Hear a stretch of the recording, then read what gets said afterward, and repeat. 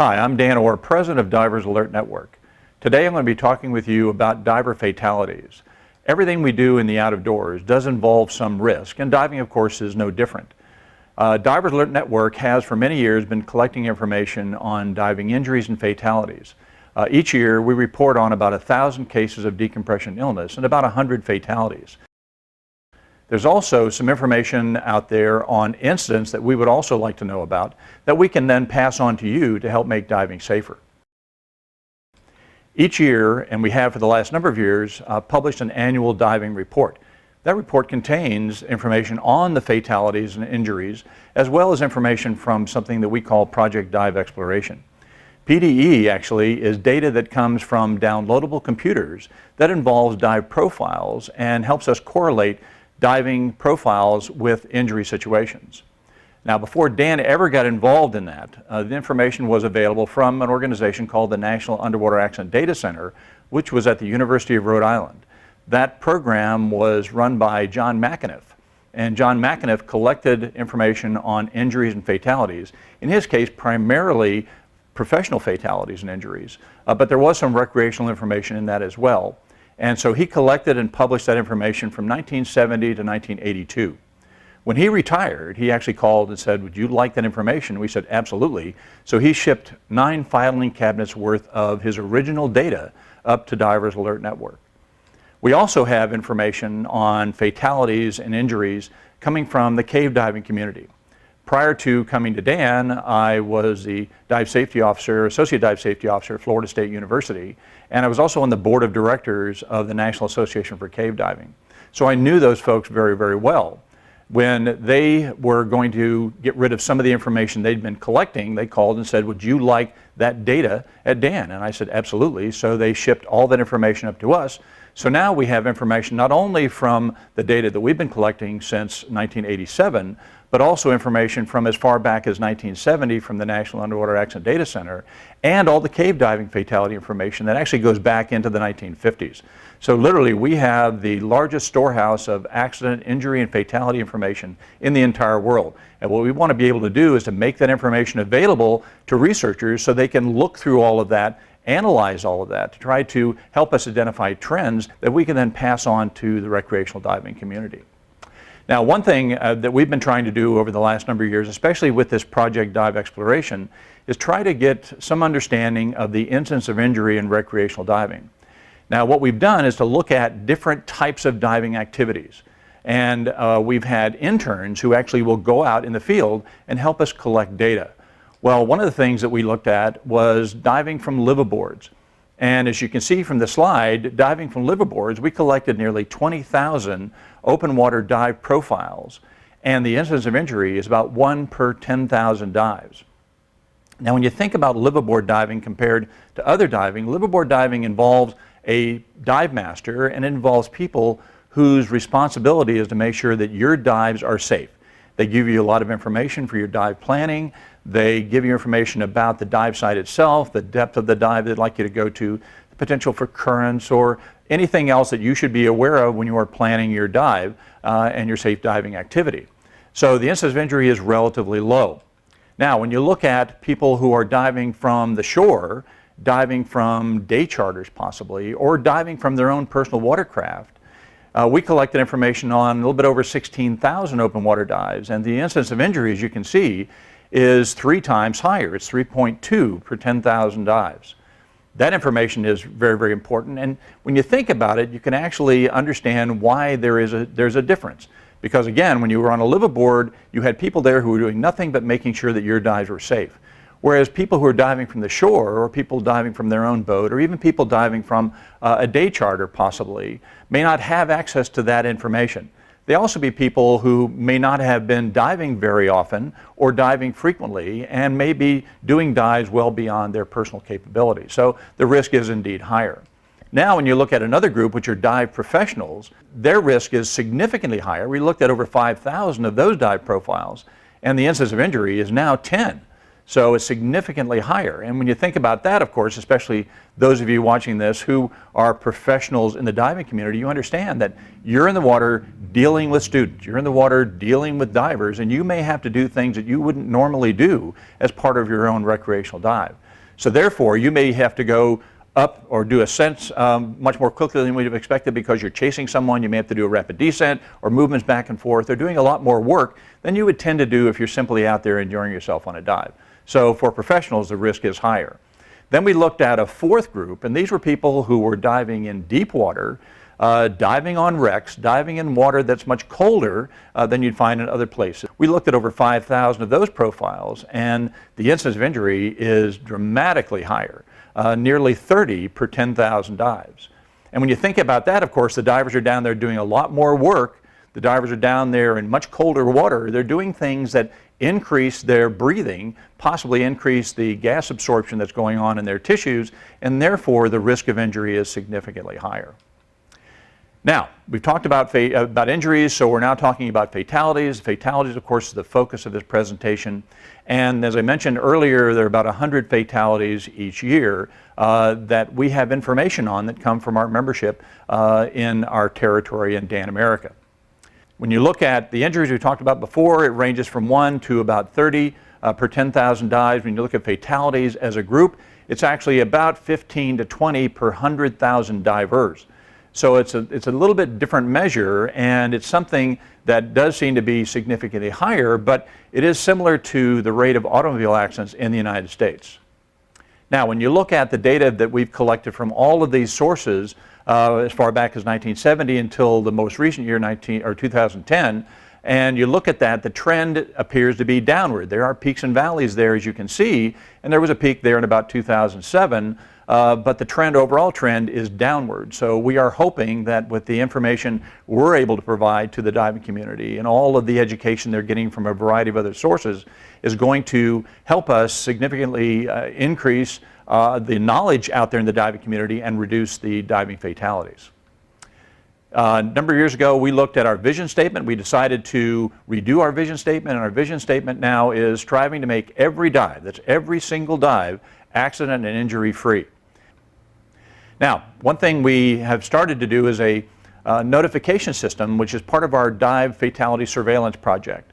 So it's a voluntary notification system where we are asking the public to share whatever information they have regarding diving fatalities with us, so we can then incorporate that into our files and hopefully find out more about why a diving accident fatality occurred. Now, we look at a variety of different sources of information. For example, we monitor the newspapers, we monitor the internet, looking for anything that's related to diving injuries and fatalities. We also try to get witness accounts. That in itself may be a bit problematic because some witnesses don't want to talk to us about or talk to anybody about what they saw or what they knew about a fatality because they're afraid that they may be involved in some sort of litigation. We also attempt to talk to the family, which is of course a very delicate thing, but we try to find out as much information as we can from all of the sources. We also talk to dive businesses that may have some knowledge of what went on in a fatality. We also have relationships with the law enforcement community, so they can help us understand more about what happened from the information they've been able to get from witnesses. We also have every single fatality record reviewed by a forensic pathologist. This person actually looks at the details to try to help us understand exactly what's going on in a diving fatality. Now, one thing we've done to try to help us understand what has gone on in fatalities is to review nearly 1,000 of the fatality cases we have on record. Our researchers here in the Dayton Research Department looked at 947 cases to try to help us understand exactly what took place in all phases of the dive that led to a diving fatality. Looking at all of the information that we have gotten globally, there are a number of things that have to do with fatalities that I think it's important for everybody to know. For example, when you look at that information, 50% of the fatalities came from the 40 to 59 age group. When you think about it and look around at meetings of divers or dive sites, you'll see that the diving community is aging. In fact, over the last number of years, the average age of a DAN member has now gone up to 44. When you look at the details about some of these fatalities in this fatality group, 21% of this fatality group had some cardiac involvement. Also, and something to me that's extremely disturbing, is 60% of those with cardiac involvement had symptoms before. These are recognized symptoms. So 60% had some symptoms prior to or during the dive. And those symptoms were significant enough for them and the people around them to understand that there is something going wrong, but they continued to make the dive anyway. Also from our data, 39% of the fatalities had been certified for 1 year or less. 35% had been certified for more than 10 years. Now, think about that, and what does that really mean? Well, you've been certified or carrying around a certification card in your wallet or your purse for 10 years. It has no relationship whatsoever with the qualifications of the diver. So there is a difference, and I'll talk more about that a little bit later. There is a difference between qualification and certification in diving. Also from our data, the largest portion of fatalities had the fewest number of dives. In fact, 88% of the fatalities, those divers died on the first dive of their dive series, the first dive of their dive vacation. Now, part of the problem with looking at information from fatality cases is the fact that a lot of the coroners don't really know exactly what to look for to help us identify and help them identify what the real causative factors were in a diving accident and fatality. And generally speaking, they're delivered to a medical facility, they're wet, they're dead, therefore they've drowned. So what we want to be able to do is to look at 4 different phases that turned a relatively unremarkable dive into something much worse and led to a fatality. So we're looking at the triggering mechanism, we're looking at the harmful action, we're looking at the incapacitating injury, and ultimately the cause of death. Now, by identification and by definition, the triggering event is the earliest identifiable root cause that transformed a relatively unremarkable dive into an emergency that led to a fatality. When you look at the data that we have, you can see from the graph that the largest proportion had to do with insufficient breathing gas. The next was entrapment, then equipment problems, and I'll be talking a little bit about that as we go through, because in my estimation it isn't necessarily equipment problems, which may imply that there is some design flaw or some other factor involving the equipment. I think it's actually problems with the use of equipment. Rough water is another, trauma is another, buoyancy control problems, and possibly switching to an inappropriate gas if the person is diving with multiple gas mixtures. But by and large, in fact, 41% of those fatalities involved running out of breathing gas. Now, when you think about it, we're talking about nearly 1,000 fatalities. 41% of those, the triggering event, was running out of breathing gas.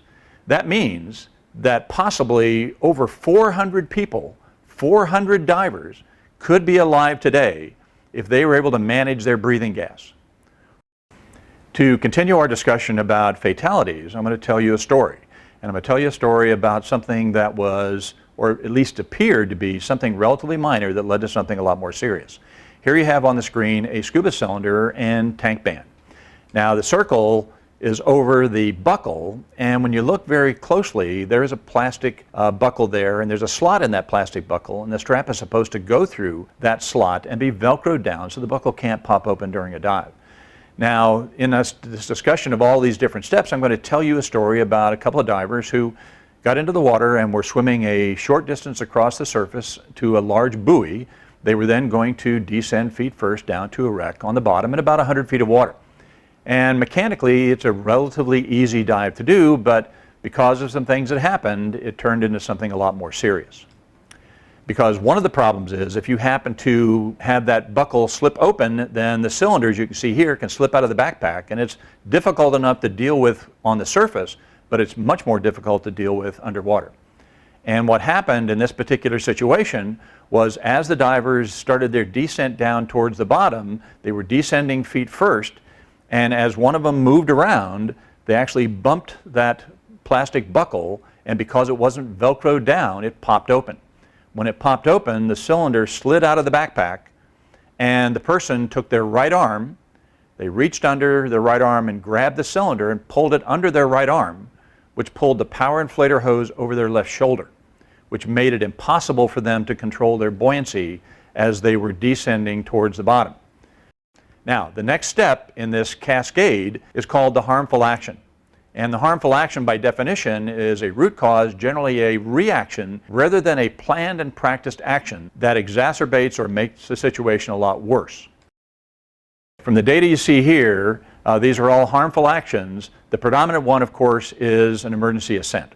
So 55% of those divers involved in these fatality situations turned to an emergency ascent, potentially escaping to the surface as their reaction to what was going on.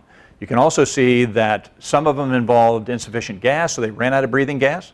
Some of them had buoyancy problems. Some switched to an inappropriate gas, especially people who have multiple gas mixtures and they have multiple options could potentially switch to a gas mixture with a higher partial pressure of oxygen and then have an oxygen-related convulsion, which could then lead to more serious problems.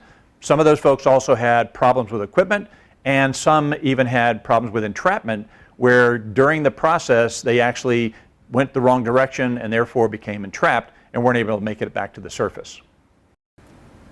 So the next step that we've identified is that harmful action, and that harmful action in this particular case was caused by the cylinder having slipped out of the backpack, causing the people then to struggle while they're down there in the water column and try, in this particular case, to exchange air because the water was cold and there was regulator free flow as a result, which caused one of the divers to spit out their regulator and attempt to exchange air with the other. And of course, they'd not practiced that skill at all, and therefore it didn't work very well, and they then tried to escape to the surface and tried to make it to the surface with whatever air they had left. The next step in this chain is actually called the incapacitating injury. By definition, it's an action that caused death or rendered an incapacitated diver susceptible to drowning. When you look at the data that we've been able to get from these particular cases, about 32% of those actually involved asphyxia. So the divers involved in that situation had run out of breathing gas and become asphyxiated. You also have arterial gas embolism as a possibility, cardiac incidents because all of the physical stress that takes place, emotional stress that takes place when you're dealing with an emergency like this, trauma because they could have hit something or been hit by something, decompression sickness, loss of consciousness, or again, potentially switching to an inappropriate gas. So here we have the trigger, the harmful action, incapacitating injury. The next step is cause of death, and the last step. By definition, it is specified by the medical examiner that might be the same as a disabling injury. And when you look at the cause of death, of course, we've already talked about this, the majority of those, the vast majority of those are labeled as drownings. So drowning, arterial gas embolism, and again, cardiac incidents. So all of this information is very, very important to us because we want to be able to use it to help you and help the entire diving community be safer divers if you understand all the steps involved in that kind of diving situation. So you had the trigger, the harmful action, incapacitating injury, cause of death, and in this particular situation I was telling you about with those divers, they didn't make it to the surface and there was a double fatality. All because of something as simple as not checking their equipment appropriately before the dive started. Let's talk a little bit about why diving accidents occur in the first place.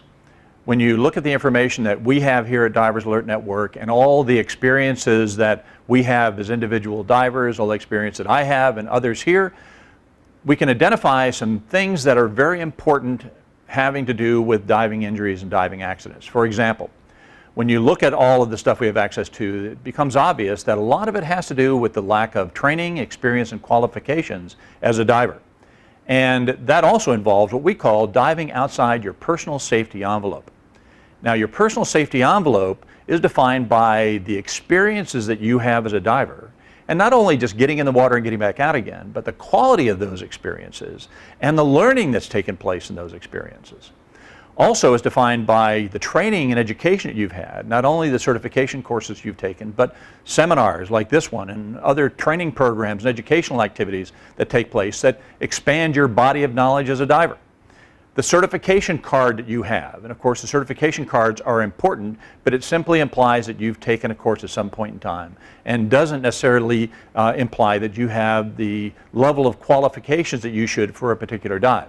The next area is qualification as a diver. And that really has to do with recency, the recency of your experiences, and again, the quality of your experiences, and the learning that's taken place in those experiences, and the practice that you've had.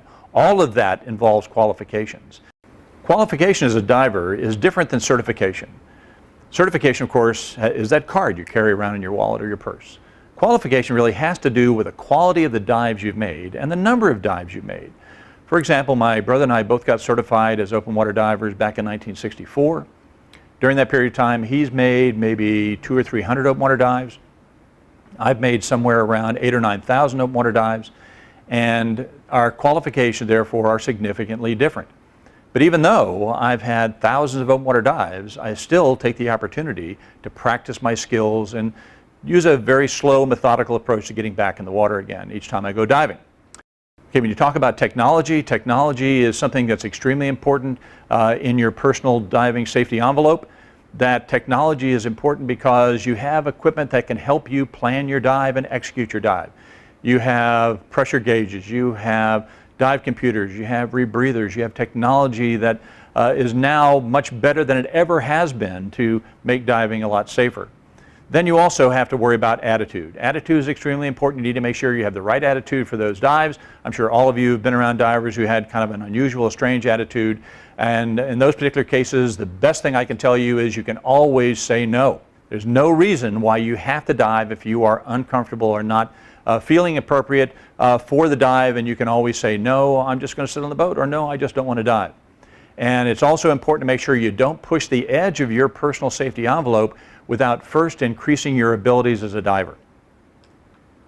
Looking at the data that Dan has, when you look at the information that we published on our action report and you look at certification of divers, this graph will tell you some things that probably seem pretty logical. For example, the majority of these divers were involved, these are fatalities now, were involved in entry-level dives, and they carried entry-level diver certifications, then technical, advanced students, and so on. The one thing that I think is interesting is when you look at the student category, you see that there is a significant difference between men and women in the student category as far as fatalities are concerned. Now, one thing, it doesn't really mean that there's a difference in the sex as far as diving is concerned, but what it may imply is that there are people who get involved in diving not because they want to, but because someone else wants them to.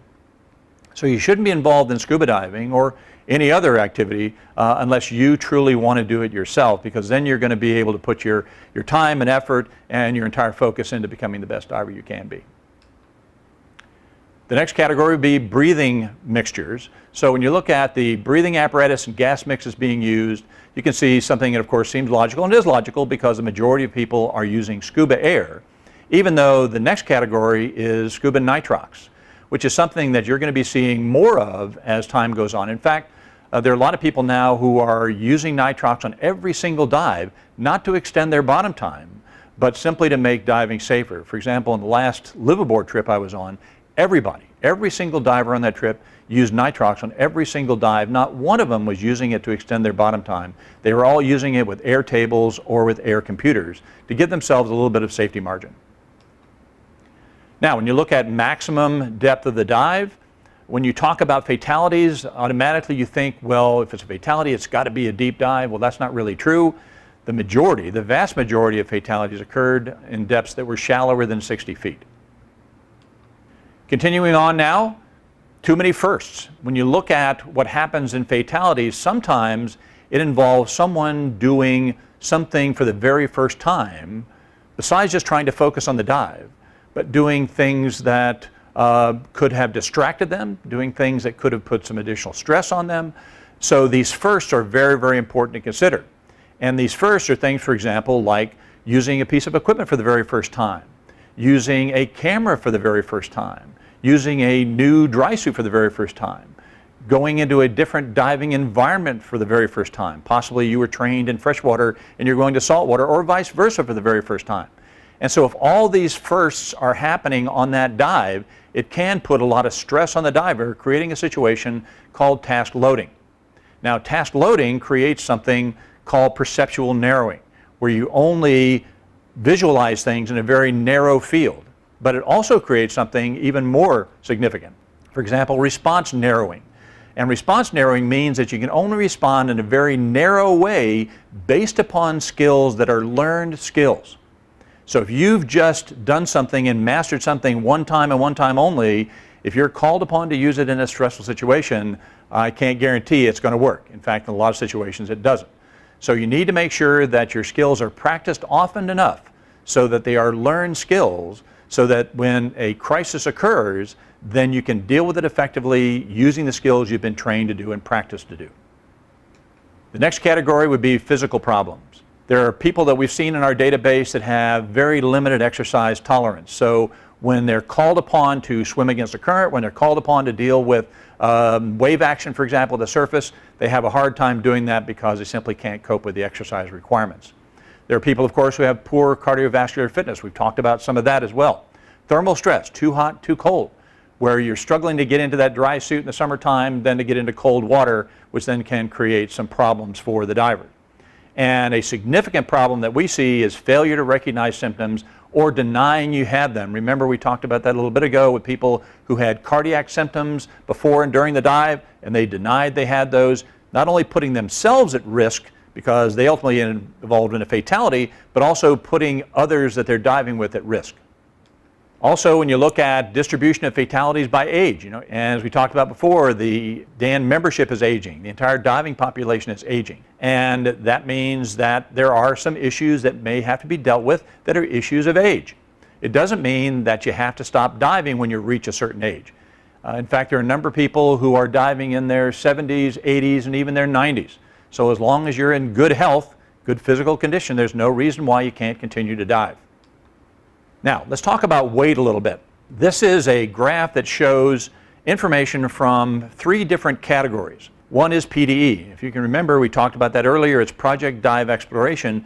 We feel that represents the average or normal diving population. So when you look at the graph here, you're seeing underweight divers, people with normal body mass index, people who would be classified as overweight, and then folks who would be classified as being obese.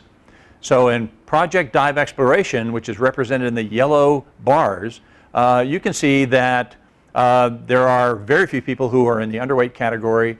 There are a significant number in the normal category, but over 60% are in the overweight and obese category. Then you have the injury population. Again, it's sort of skewed even further to the overweight and obese category. And then when you look at the fatality group, which are in the white column, you can see that it is significantly skewed towards the overweight and obese category. So body mass index can indeed be a real serious problem in diving. Continuing on, no recent familiarity with critical skills or equipment. Limited overlearning of critical skills. You only have a certain amount of time in a scuba course to master and learn skills. So that means it's incumbent upon you to recognize that the certification card is a license to continue to learn.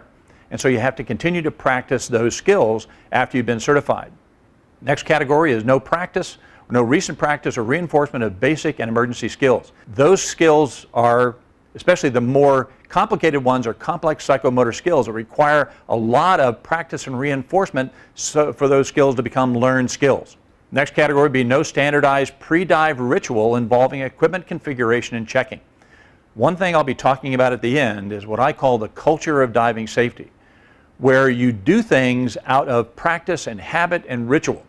And it simply becomes part of what you do as a diver to be thinking about safety and each step of the preparation and execution of a dive to make sure that dive is safe. It's just simply what you do. It's simply what you and your partner does. It is simply what you and all of the people you dive with do. It is part of your culture, part of your being as a certified diver, and it should be part of the process of diving so that safety is something that's a high consideration for what you do. This graph talks about the numbers of years since initial certification. Now, really, what does that mean? That simply means the number of years since that individual, in this particular case involved in a fatality, was issued a certification card. So when you look to the left, you can see that there is a peak near the people who have been certified for a year or less. And then it's sort of stable and goes down as experience increases or the number of years since certification increases, because again, it may not have anything to do with experience. And then there's a peak near the group that were certified for more than 10 years. Now, again, that has no relationship whatsoever with the qualifications of a diver. It's simply the number of years since that person was certified. And just because someone has been certified for 10 years, it doesn't necessarily mean that they're a qualified diver, because their experience could be a single dive or a single trip each year where 1 year of experience is repeated 10 times. This graph talks about the number of dives that have taken place in the previous 12 months. Now this graph really is important because it does have some relationship to the qualification of a diver. So when you look at the graph itself over on the left-hand side, you can see that those first two columns represent the divers who have had less than 20 open water dives in the last 12 months. And of course that peak is high because they had limited experience. And you look at the right side of this graph and you can see that there is a peak where there are people who have had more than 300 dives. Now you think about that and you think about, well gosh, somebody with that number of dives who've dived that many times in a year, why do they have a problem? Well, sometimes it's because they've dived so often and been diving for so long that they think, well gosh, I don't have to follow all of those preparatory steps to get into the water. I don't have to do the things that everybody else does because I've been diving for so long that I can cope with it, I can deal with it, I can take care of it, I can handle it, and therefore something does go wrong and they realize they can't. Again, why accidents occur? Problems with equipment. And if you remember from one of the graphs that said equipment problems, and in my estimation it really is not that necessarily, but it's problem with equipment, potentially user error. No pre-dive safety checks, which tends to be a problem because sometimes for a variety of reasons people may be in a hurry to get in the water. Sometimes if you're on a boat, for example, and you don't handle being out on a boat very well and you may get seasick, it's really difficult for you to try to configure your equipment when you're out there in the boat rocking back and forth. So therefore, we always recommend that you configure and assemble your equipment before the boat ever leaves the dock. So you don't want to be under a lot of stress when you're trying to get everything configured properly. Lack of regular maintenance. Divers are curious people. They occasionally take things apart and have pieces left over. And of course, it's always a good idea to take your equipment to a qualified repair person, a qualified dive retailer, a dive store that can then take care of your equipment the way it's supposed to be. Self-maintenance and repair. Some people want to do their own maintenance, which is not a good idea. Again, it needs to go to a qualified repair facility. Lack of familiarity or functional understanding of equipment use. Because a lot of times people are using some equipment for the very first time without having practiced with it in the pool, without having practiced with it in some sort of a benign diving environment, or it could also imply that there's an emergency going on and that person is trying to deal with their partner's equipment that they didn't take the time to learn about before the dive started. No practical backup plan for equipment related issues. You have to think about the what ifs. You have to think about things that could go wrong and therefore be prepared to deal with it and deal with it effectively. Problems during a dive, and this again comes from our accident report. When you look at the equipment category, then about 7%. I mean, it may not be significant, but 7% still involves a number of people. When you talk to people about why things occur with equipment, this actually is a quote that came from a friend of mine, Dr. George Harper, who for many years ran the Peninsula Medical Clinic at Tobermory, Ontario. He said, we're not able to document a single case in which equipment malfunction directly causes diver's death or injury. It has been the diver's response to the problem that results in the pathology. So what he is saying is that it's user error. It is the diver's inability to use the equipment appropriately under a stressful situation that caused that problem. Going on, preventing accidents, additional training, reinforce and improve critical diving skills. That's extremely important. Again, that certification card is a license to learn. Develop the optimal response or solution to problems that occur while diving. So that practice will enable you and your partner to come up with ways of being able to deal with situations that occur. It's also important to talk about the dives after the dives have taken place, because that way, in case something happened, you and your partner can talk about how you solved the problem, and that is indeed a learning experience in itself. And again, continue learning. Find every opportunity you can to learn about diving activities, learn about dive sites, learn about the use of equipment, learn about how you react to various situations. Learning is extremely important. And again, that certification card is that license that enables you to continue learning. Experience. Increase complexity and task loading of your dive slowly as your experience increases. Define and dive within your personal safety envelope, almost like your comfort zone. And don't get outside that comfort zone until you expand your personal safety envelope with training, experience, and education. Practice. Practice basic diving skills and emergency skills regularly. As I mentioned before, those are complex psychomotor skills that require constant practice and reinforcement to be used effectively in an emergency. Essential skills should be second nature, so you don't have to think your way through each step. Continuing education is critical. Take courses, any course, every course in diving, anything that will expand your personal knowledge in diving is going to be good for you.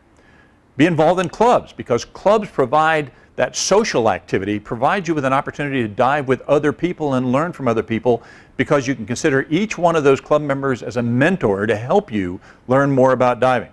And take every advantage of every diving opportunity, social dives, any other kind of dives. Make sure that those dives are all learning experiences where you learn from each one that you've made. Pre-dive preparation. Physical preparedness. One thing we talked about years ago was that you should get a physical, diving physical, when you're over 50. Well, then it went to 40. Now it's 35. So physicals are extremely important and should be given by someone who's a qualified diving-related physician or who has diving knowledge. And that's another thing that we can do for you, because one of the things that we provide is an opportunity for a physician referral. All you have to do is to call our office Monday through Friday, 9 to 5, and talk to one of our medical staff, and they can give you the name and location of a qualified diving physician who is in your area. And that's no charge to you. We do it as part of our service to the diving community. Anytime you have a noticeable change in your health, you need to seek advice from a qualified diving physician, and again, we can help you with that. As far as your emergency preparedness is concerned, every time you go on a dive, you need to make sure you have oxygen available. Emergency oxygen is one of the best first aid measures, especially for decompression sickness. And it's something you should have and should have available to you. Whenever I go on a dive boat, that's the one thing I ask about. Do you have oxygen available on the boat? And I take a look at it to make sure that the system is indeed inside that green box. In fact, just the other day, I made a call to a dive location, to a dive operator. I told them I'm going to be there in a couple of weeks, and I wanted to make sure they had emergency oxygen available on the boat, as well as first aid kits. And they assured me they did, and I assured them that I would check once I'm on board to make sure they are there. First aid supplies are extremely important. Make sure you have first aid supplies, especially supplies that are specific for the area where you're going to be diving, because you may need some specific first aid supplies to deal with injuries that could take place in certain areas of the world that aren't common in other areas of the world. Emergency communication. It's always a good idea to make sure that you have the ability to communicate, especially with our emergency hotline, if something happens where you need assistance. A diver recall system. It's important to make sure that there is a system that they use on the boat or at the dive site, that if something happens, especially on a boat, that they can recall all the divers so the dive boat can get underway and be able to get that person to assistance as quickly as possible. And also a diver identification system. This is something that we have. It's something that was funded initially by Disney, and they continue to give us funding each year to support this. This is what we call the diver identification system. It actually is a board with numbered discs, and those numbered discs are on clips that fit onto your buoyancy compensator. And so when you're in the water, that disc is missing from that board. As you can see, there are white stop sign shaped areas where that means that those divers, number 3 and number 10 in this case, are in the water. And so when you come back out of the water, you simply replace that. It indicates that you are back. Of course, it's not foolproof, but it's something that we feel would work, along with possibly other things that you utilize either for your dive club or on the dive boat. And these are absolutely free. All you have to do is contact our Dan Business Member Department and pay shipping, and we'll ship those out to you free of charge. On-site preparation. That preparation at the dive site is extremely important. One thing you should be doing is you and your diving partner, and possibly other people you'll be diving with, need to review the dive plan and consider the what ifs. So what happens if the weather changes? What happens if the current changes? What happens if this happens? And you need to discuss those things, so it's not going to be something where all of a sudden you have to start thinking your way through each step. Buddy equipment check and familiarization. Know your buddy's equipment as well as you do your own, because you may have to use your buddy's equipment in a crisis situation.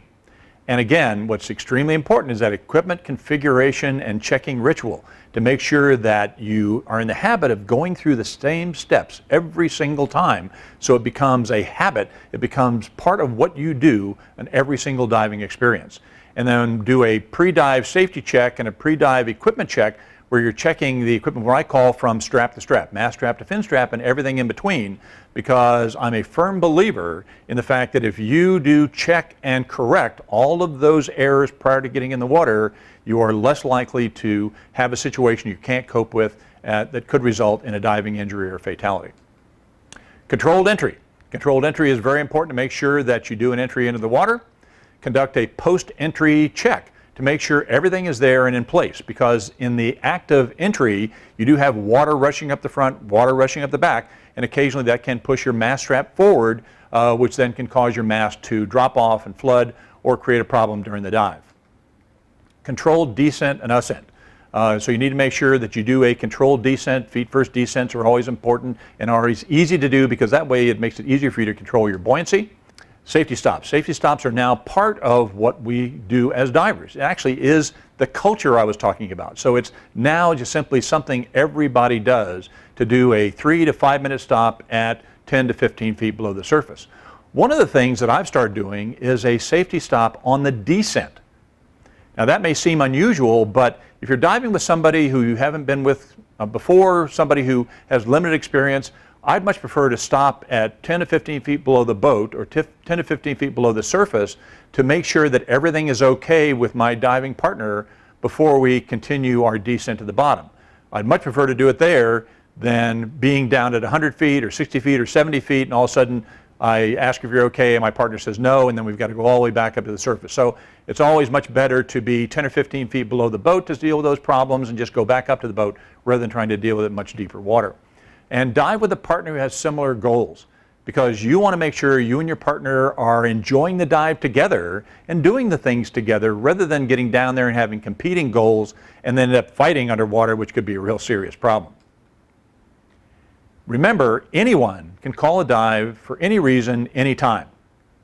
Probably the most important thing that I ever learned in cave diving was to put the thumb up, which is calling the dive. Once you call the dive is over.